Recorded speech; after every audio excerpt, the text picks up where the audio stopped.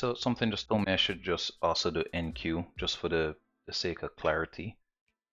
So here's NQ, same idea, previous week's range, Monday's range, previous day's range, Thursday high is the assumption.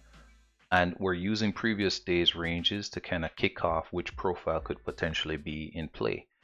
So just from the larger time frame, 1 hour, we're looking at this Monday run up, we're looking at the Juneteenth holiday. We see the previous day's range, which would be Wednesday, get broken to the downside. And we're going to watch to see the same concept of inversion at play. But on the larger scheme of things, what we're seeing is a Thursday high with the anticipation to take Tuesday's low. So here's that Tuesday low sell side. That Tuesday low sell side gets touched, and you need to hold through the AM session to see this reward, and you would get straight back to the previous week's high.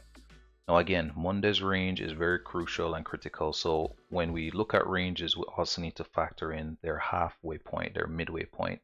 So as price crashes through that 50% of Monday, we touch on the previous week's high, we're coming back to that 50%, and we're staying just tucked right above in consolidation above the previous week's range high. So let's look on Thursday, 5-minute time frame for the setup. And the easiest one that I spotted was here, so let's look through that. And the idea again is on these previous days, we're looking to see, do we have respect or inversion? Now we have to be mindful that there's an 8:30 news event, so here's our 8:30 news event here. So we're really not trying to jump ahead of the news. We respect the news events and let them play out, and then we take our opportunities after them. Obviously, you can see if you're an early bird, there's an early bird special here as price closes down relative to finishing the London session. So you got to let Asia and London play out. So Asia does its thing, consolidates, runs up to midnight. You get your London normal protraction coming up through 3:30. You don't get a market structure shift until we close below here. You get a tag on the previous day's high. You can see how that price level is worked, respected, however you want to call it. And then 8:30 news comes in. So 8:30 kicks off, and however you want to get into the trade, right? Just take from this simply the framing of these ranges, these price points that have now been locked in on the ledger. So price comes, rejects previous day's low, runs up to 9:30, and then completely disrespects it.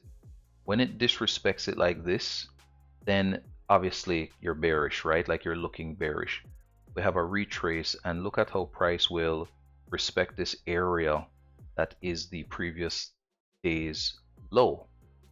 Previous day low, we form a high, we shift below, we come back to a fair value gap, stop above the high, and you're off to the races. And the same intentions apply on the same ranges set up from Monday.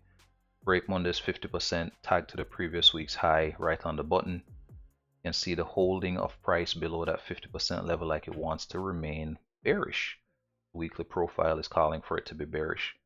Friday comes into play, and we just keep dancing and rejecting around that previous week's high. So even though we're staying thematically bearish, we have to respect the fact that there's a weekly level that is anchoring or referencing price. So that's just the NQ version, just for completeness. I'll just put this in the comments as a, if you click the link, you can get it, but if you don't need it, then you don't need it.